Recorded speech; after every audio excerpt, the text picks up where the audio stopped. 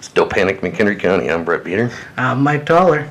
Today we're here with Kelly Wegener, running for county board. Hi. So Kelly, first question everybody got. What motivated you to run? Well, it was the election, 2016, all the campaigning. I never really paid much attention to politics. My husband was the one who did, and I said, I'm a mom, I am working, I don't have time for that. And then 2016 happened, and I saw a lot of increased racism, name-calling, violence, and I just thought something needed to be done. So I actually took my daughter to the first Women's March. I organized 4 buses to go down there, and we all went down there, and it was life-changing. I realized we could do something. Our voice does mean something. And so I ran for Nunda trustee, and that was in 2017. Learned a lot. Didn't win, but that's okay. And didn't know if I was going to do it again, and then things just didn't get any better, so I jumped into the county board race. All right, and then which district are you running? And tell us a little bit about your campaign there as part of that. Okay. I am in District 3, so it's pretty much Nunda Township and a few others, a little bit in Algonquin and a little bit in Mchenry Township. And I have been walking and meeting a lot of people, and it's quite the diverse area. We have some really, really beautiful homes. We have some public housing, and so there's a lot of diverse interests and needs in the area. Awesome. I don't think I have any follow-up questions to that. Nope. That's your ball now. All right. Now, I would assume, since you just told us you're a mother and all that good stuff, I'm assuming you probably wouldn't have any conflicts of interest while sitting on the board? No, not at all. I currently work at our church as a financial administrator, so and I'm part of the PTO in the schools, but that's it. Awesome. So the first real ultimate question here, what are your thoughts on cutting the board down from 24 to 18? I completely agree that it needs to be cut. I don't know if 18 is the number, but I do know it needs to be cut. I think having such a high number, it makes things go slower when it comes to the meetings, the approval process, discussion. Some people want to just get their voice out just to get their voice out, and I really think it needs to be cut. In my opinion, it needs to be cut to single districts. No matter how many number we have, that way you can actually get to know your constituents. You can walk or hold meetings, and it's a smaller amount of people that you represent. And it also is good for both sides when it comes to running a campaign. You're not using as much money. And I think it should be cut. One other thing I think needs to be cut is the insurance. So currently, 24 board members, each board member is getting $21,000 a year for a part-time job. Yes, they're needed, I understand that, and I'm glad they get paid. But 20 out of those 24 board members gets practically free health and dental insurance. And on our bill, our taxes are paying for it. First of all, I don't know any part-time people that are given the opportunity to even buy into insurance, but let alone get it almost free. They pay very, very little into it. So I think that is definitely an entitlement just because they're on the board. So yeah, it should be cut, and that's one of the things on my webpage. If we cut it in half, which I don't know, like I said, if that's the right number, but if we cut it in half and take away their insurance, we can cut that line item in the county budget by 71%. If we cut it to 18, we could cut it by 59%. So your magic number is pretty much 12. I can't confirm that.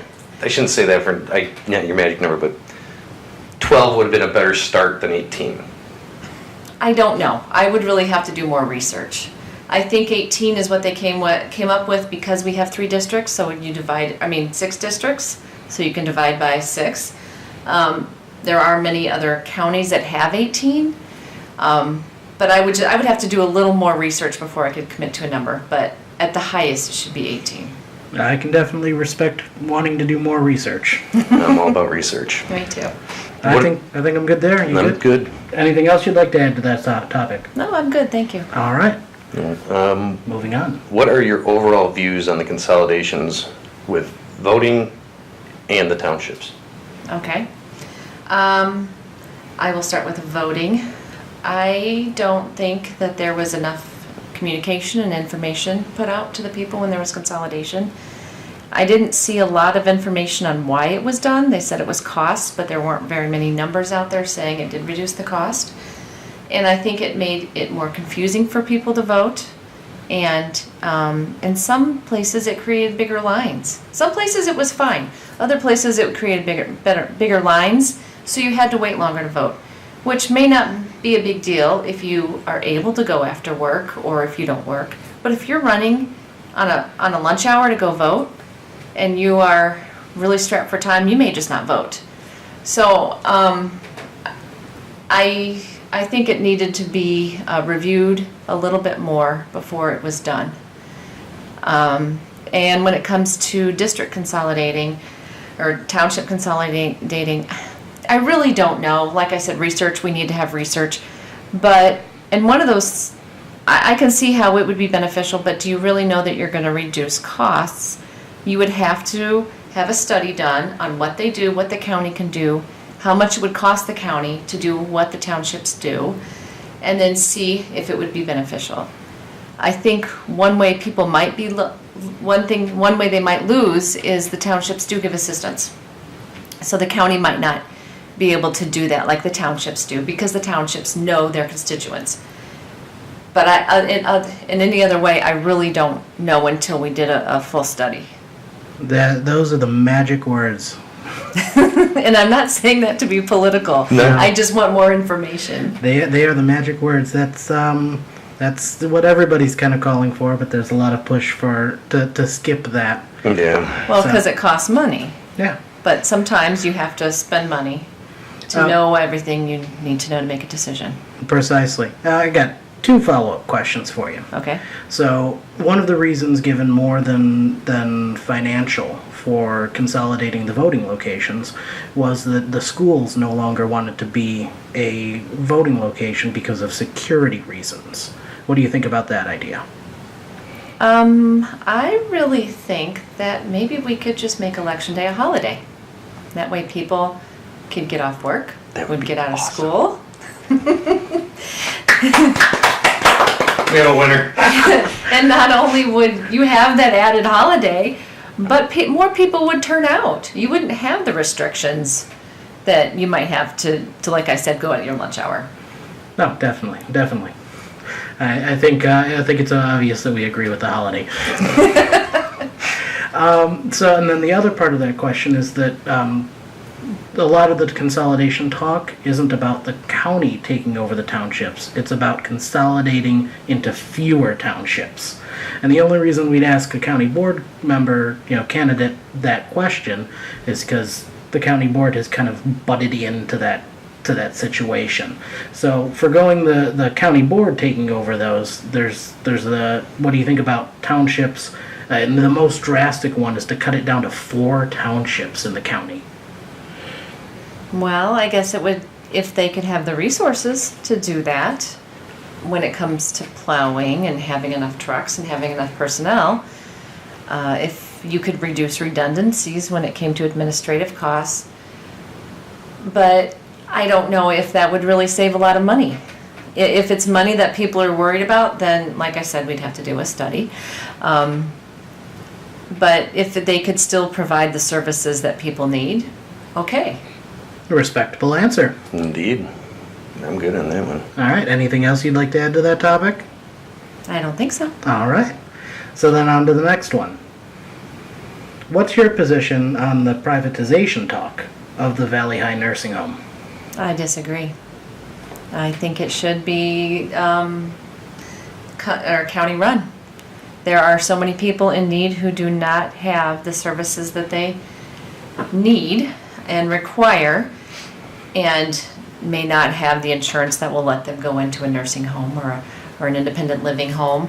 Don't have the insurance, don't have the family to take care of them, and it is our responsibility as people, as citizens, to take care of others. And I personally really feel that all levels of government should be taking care of the people, and that's what should be the priority. Outstanding. And that's pretty much the standing here that me and Mike have on it too. Just, if it ain't broke, don't fix it. Correct. And if it is privatized, I guess you have to worry about profits.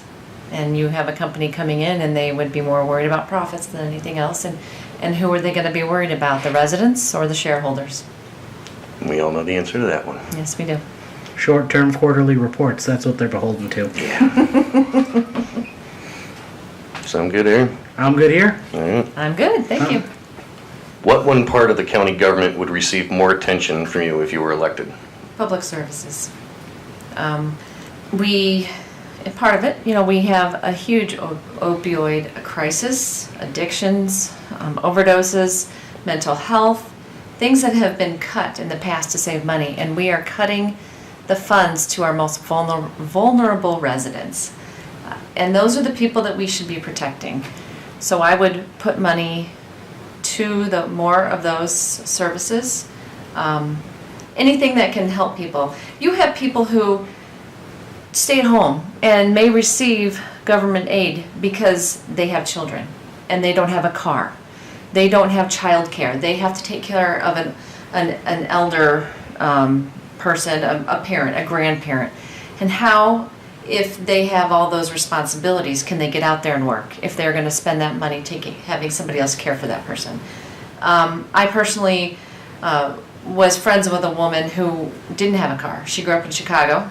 She took her 2 children from Chicago, one of the worst areas of Chicago, and came out to here. And she did live in public housing in Crystal Lake. And she never got her license because she lived in Chicago. But she had to rely on public transportation to get her everywhere. And when you call for one of those buses, they give you a 20 to 30 minute waiting period by the time they're going to get there. Well, how can you guarantee that you're going to get to work on time? You're going to get your doctor's appointments on time? Or even get your child to school on time if you're not in a busing area, if you have that wait. So let's increase the transportation.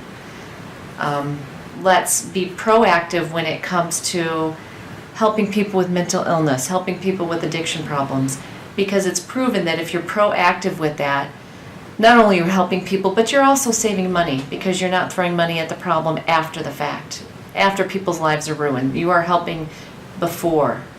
And so that is a lot of where I'd put the money. I think we really need to take a look at the budget, look to see where the money's going versus where it's needed, see what expenses they have that are redundant, maybe have more cooperation between government offices or intergovernmental agreements, and maybe reallocate the money where we need to.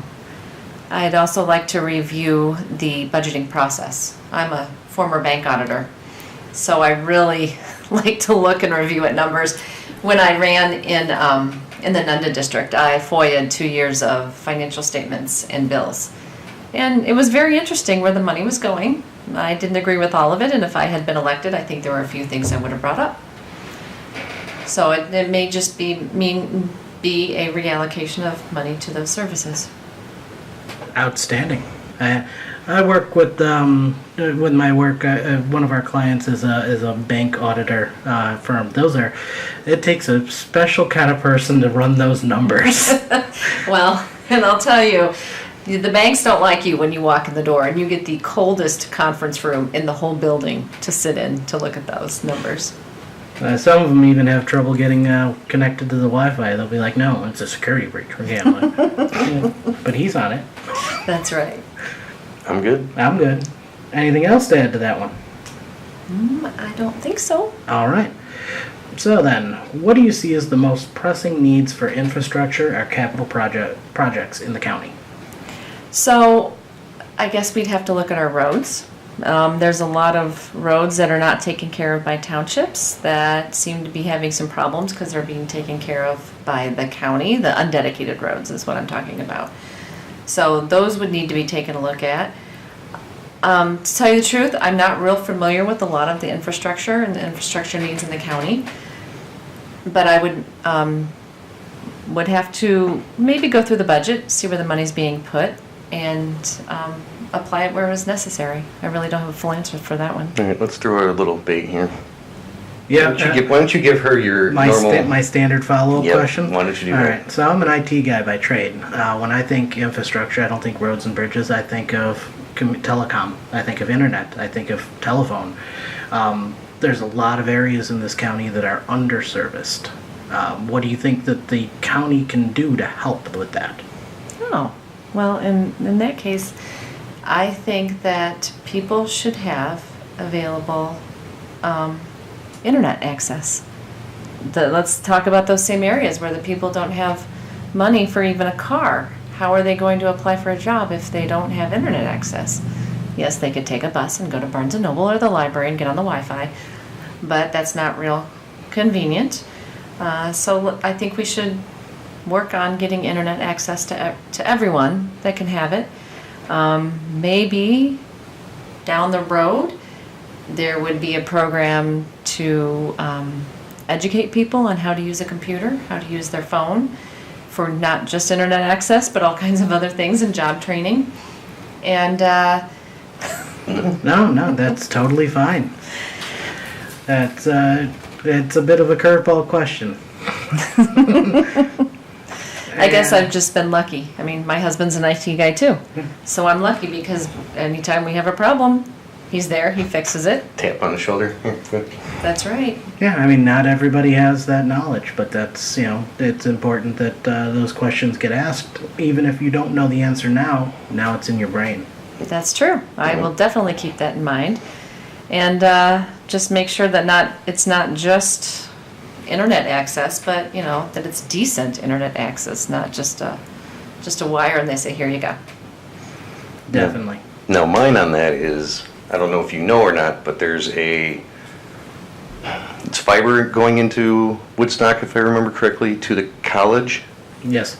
Okay. It's part of an intergovernmental fiber network. Right. Now, how do you think you would go about trying to get that spread out across the county? Do you think that you would try having the county make its own service provider, and then that way kind of forcing these carriers to try to pick up the slack? Or do you think it would just be more or less just let up to Comcast or whoever is going to be trying to do it?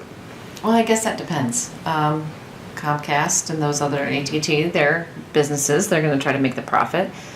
So they may not be doing it as cheaply as they could. So if the county did it, there's other things that you'd have to take care of. Ensure that there's high speed, that they had the money and the capability of doing that. There are lines to almost everywhere, so if they could use what's there, or maybe work together. Maybe there is a good cooperation between the county and the companies where they're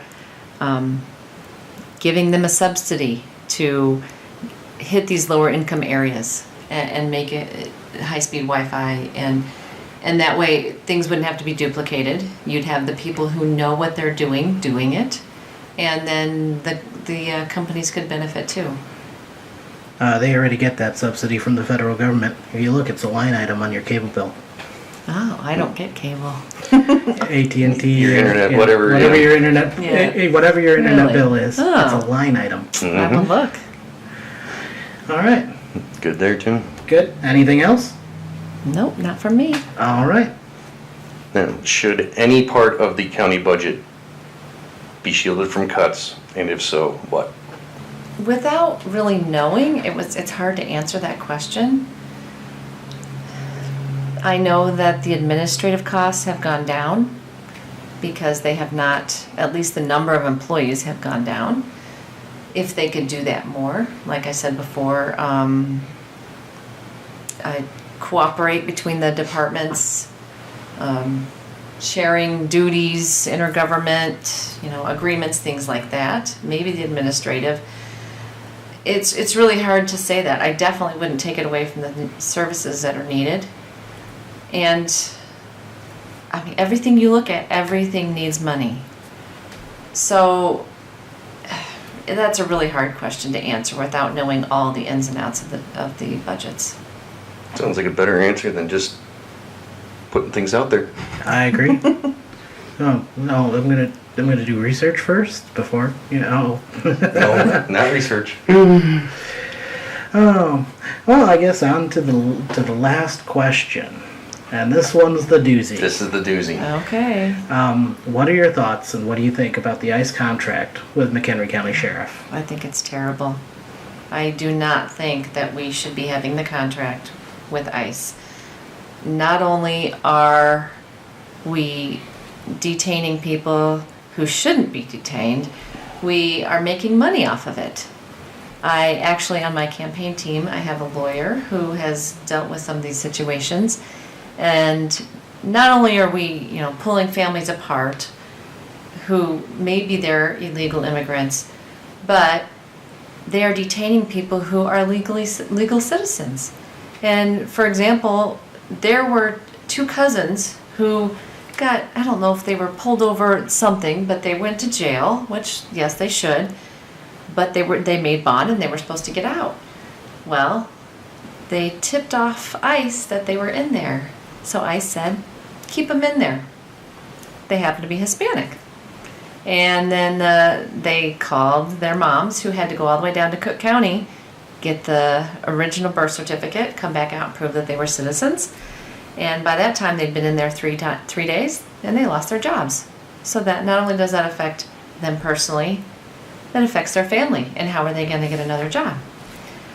And I think it's just awful. We're supposed to be taking care of people. And yes, people may be here illegally, but that doesn't mean they're bad people. It doesn't mean we should be putting them in jail and separating families, carting these fathers and mothers off somewhere where the children will never see them again.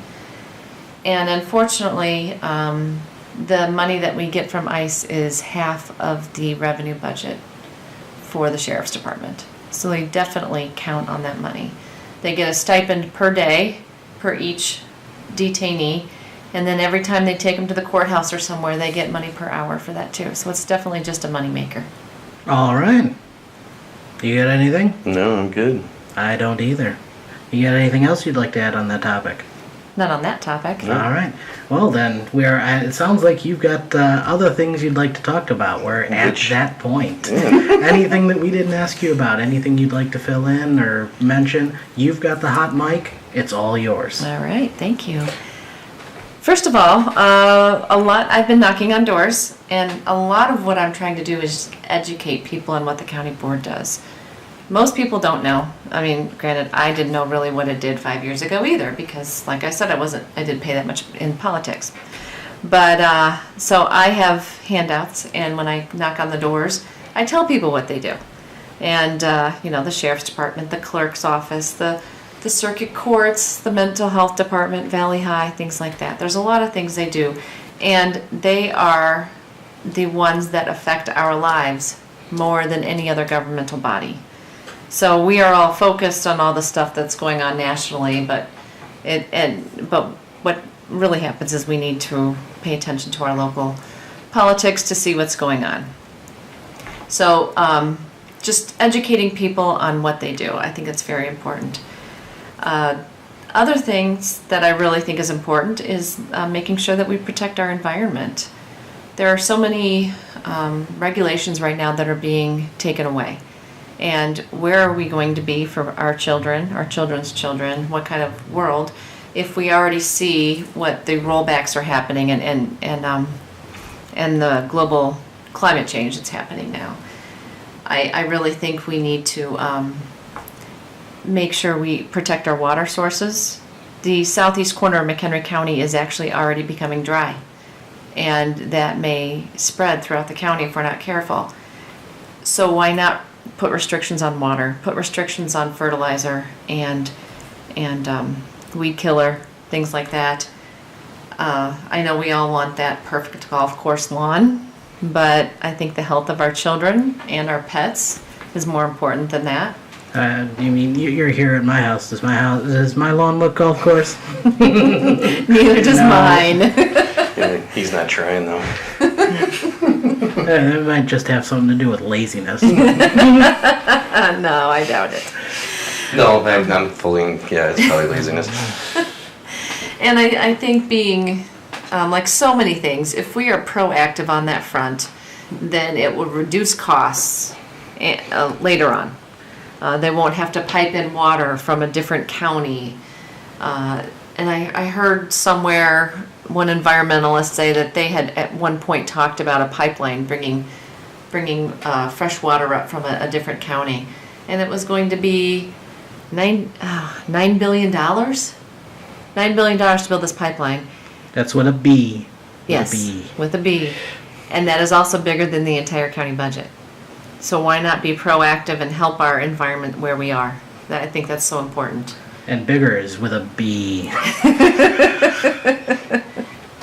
As an auto mechanic, I can confess, preventive maintenance is better. That is correct. Keep changing your oil so it doesn't go bad. That's right. And I think that's about it. I mean, at the end of the day, we are all people, we're all citizens, and we should be taking care of each other. It's cooperation. Yes, I'm running as a Democrat, and there's Republicans, but why do we have to take sides? Why do we have to be so partisan? It's a county. Work together, cooperate. Don't stand up for something just because the other side says they don't want it. It's your neighbors. That's right. That's right. And we're all in this together. So I think we need to cooperate. I think we need more education about how to cooperate and what we can do to make our county better.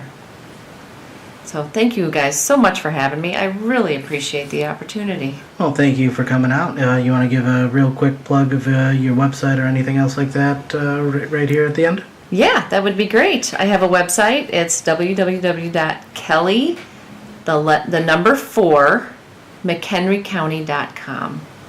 And I also am on Facebook under Kelly for McHenry County. Awesome. All right. Well, I don't have any more questions. Do you? No, that's it. I think we're good for the night. Thank you very much for coming out to talk to us and to talk to our tens of listeners to steal Will Rock's little thing there. You've been waiting to use that one. I know you have. I have been. Good, whatever time of day it is you happen to be listening to this, and don't do anything I would do.